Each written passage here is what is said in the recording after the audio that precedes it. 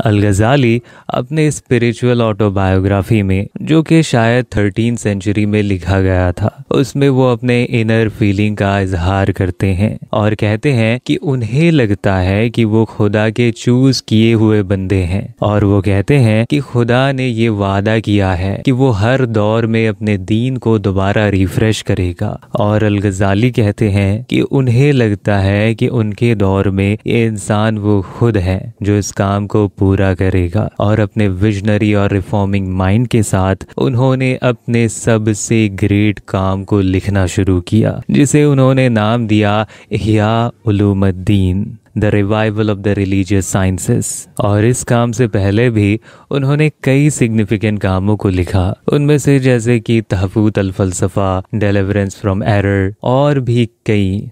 पर आज हम सिर्फ अल-गज़ाली के रिवाइवल ऑफ रिलीजियस साइंसेस की कुछ अहम बातों को समझने की कोशिश करेंगे, जो कि उन्होंने सूफीज़म से इन्फ्लुएंस होकर लिखा था। और अगर आपने इस्लामिक फ़िलासफ़ी और सूफीज़म की प्लेलिस्ट को चेक नहीं किया है ना, तो मैंने नीचे डिस्क्रिप्शन में और ऊपर आई बटन में उसका लिंक दे रखा है, आपको ज़रूर जाकर एक बार चेक करना ही चाहिए, ठीक है।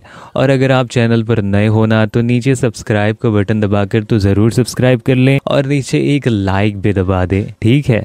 आगे बढ़ते हैं अब हम। एक फैक्ट ये है कि अल-गज़ाली ने अपने लाइफ के आखिरी वक्त में सूफीज़म को सबसे बेस्ट तरीका कहा फिलॉसफी और थियोलॉजी के मुकाबले में, क्योंकि इस दुनिया के दूसरे इल्म जो हैं वो सिर्फ ऊपरी बातें ही करते हैं, जिनसे हम चीज़ों के ट्रू नेचर के बारे में नहीं जान सकते। और इसके अपोजिट वो इंसान जो सूफीज़म को फॉलो करता है, उसे खुदा के पॉजिटिव नेचर के बारे में पता होता है और पॉजिटिव नॉलेज के बारे में पता होता है, और वो लव को ट्रूली एक्सपीरियंस कर सकता है। अल-गज़ाली कहते हैं, मुझे अब ये क्लियरली समझ आ गया है कि मिस्टिक्स जो होते हैं ना, वो ऐसे इंसान होते हैं जिनके पास रियल एक्सपीरियंसेस हैं, वो कोई हवाई बातें नहीं करते। और जैसे कि मैंने भी बहुत ही दूर तक का फासला तय कर लिया है इस सफ़र में अपने जहन के सलाहियतों से, अब जो मेरे लिए बाकी रह गया है उसे ऑरल इंस्ट्रक्शन या फिर किताबों से पढ़कर सीखा नहीं जा सकता, उसे सिर्फ और सिर्फ एक्सपीरियंस करके ही और रूहानी रास्ते पर चलकर ही समझा और हासिल किया जा सकता है, ये अल-गज़ाली कहते हैं। और खुदा तक पहुंचने का रास्ता सूफीज़म के जरिए से एक तरह का लिविंग एक्सपीरियंस है, और ये बढ़ते हुए स्टेजेस की तरह है जिसकी स्टार्टिंग पॉइंट साइंस से शुरू होती है। और गज़ाली साइंस को नॉलेज ऑफ गॉड और उसकी एट्रीब्यूट और रिलीजियस ड्यूटीज जैसे कि नमाज पढ़ना, हज करना और ज़कात देना इस तरह से इंटरप्रिटेट करते हैं। इस रास्ते में जो पहला स्टेप है ना, वो बड़ा ही बेसिक सा है, जैसे कि बुरे बर्ताव और बुरी चीज़ों को छोड़ देना और इस दुनिया के लिए अपने मोहब्बत को ख़त्म करना। अगर वो इंसान जो इस रास्ते पर चल रहा है वो इस बिहेवियर को ना अपनाए, वो मुरीद इस बिहेवियर को ना अपनाए, तो वो इस राह से भटक जाएगा। और इसके अलावा और भी कुछ बहुत ही ज्यादा इंपॉर्टेंट चीजों के बारे में अल-गज़ाली गौर करने को कहते हैं हमें, वो है तौबा करना और खुदा से डरना। गज़ाली कहते हैं कि तौबा एक जरिया है तन्हाई और गम से दोबारा खुदा की रहमत में आने का। इंसान की रूह को इस मिस्टिकल जर्नी में बेहतर बनाने के लिए उसे दुनिया की मटेरियल चीजों से डिजायर को खत्म करना होगा और उनसे दिल लगाना छोड़ना होगा, तब ही उसके दिल में मिस्टिकल नॉलेज और खुदा का नूर चमक सकेगा। गज़ाली कहते हैं कि खुदा का डर एक तरह का दिल का दर्द है और ये जलती रहती है अंदर ही अंदर, इस उम्मीद में कि कभी न कभी तो जिंदगी बेहतर होगी, कभी न कभी तो इसका सिला मिलेगा। और उनमें सबसे अच्छी जो फीलिंग है, गज़ाली कहते हैं कि वो तब होती है जब रूह के अंदर के दरवाजे खुल जाते हैं, जिससे कि बहुत सारे अनदेखे राज जाहिर हो जाते हैं आपके सामने। और इस मिस्टिकल रास्ते में कुछ बेसिक इस्लामिक प्रैक्टिसेस काफी ज्यादा जरूरी हैं। उनमें से पहला है खुशू खुशू होकर नमाज पढ़ना, खुदा का जिक्र करना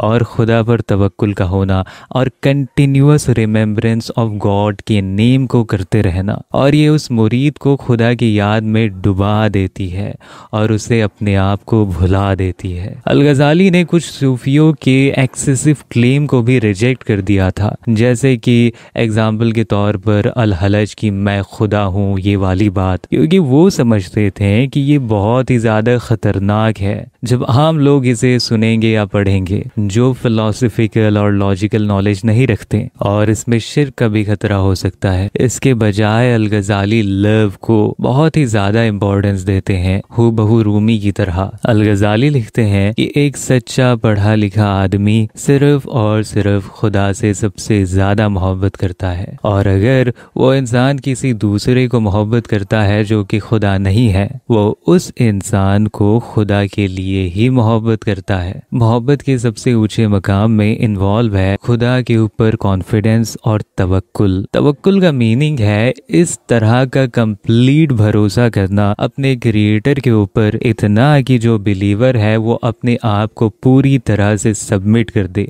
गॉड पर। जैसे कि एक मुर्दा इंसान होता है जब वो मुर्दे को नहलाने वाले के हाथों में होता है, एकदम बेबस। यहाँ पर कुछ स्कॉलर्स हैं जो अल-गज़ाली की मिस्टिसिज्म को एक रियल एक्सपीरियंस होने की तरह डिनाई करते हैं। वो ज़्यादा उनकी थ्योरी की टेक्निकल और प्रैक्टिकल एस्पेक्ट्स को एनालाइज करते हैं और उस पर गौर करते हैं। हालांकि सारे जो ग्रेट सूफीज गुजर चुके हैं ना, वो सभी अल-गज़ाली को उनके बीच सबसे ग्रेटेस्ट सूफी मानते थे। तो फाइनली इससे हमें पता चलता है कि सूफीज़म सिर्फ कोई अल-गज़ाली के लिए इंडिविजुअल पाथ नहीं है परफेक्शन रीच करने के लिए, पर एक कंप्लीट अच्छी जिंदगी गुजारने का तरीका है, जिसमें इंक्लूड है ethics, morality, behaviour, believe, cosmology, metaphysics, जो एक इंसान को रूहानी तौर पर और जहनी तौर पर बेहतर बनाती है। तो इसी रीज़न से हमें पता चलता है कि अल-गज़ाली की जो सूफीज़म है ये सिर्फ कोई लिव्ड एक्सपीरियंस नहीं है,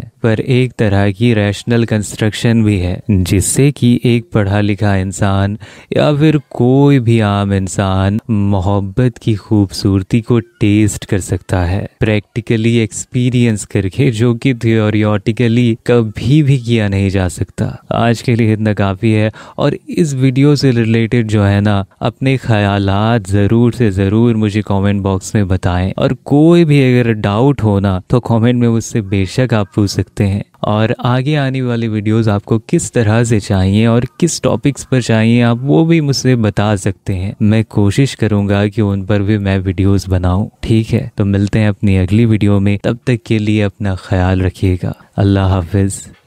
मिलते हैं।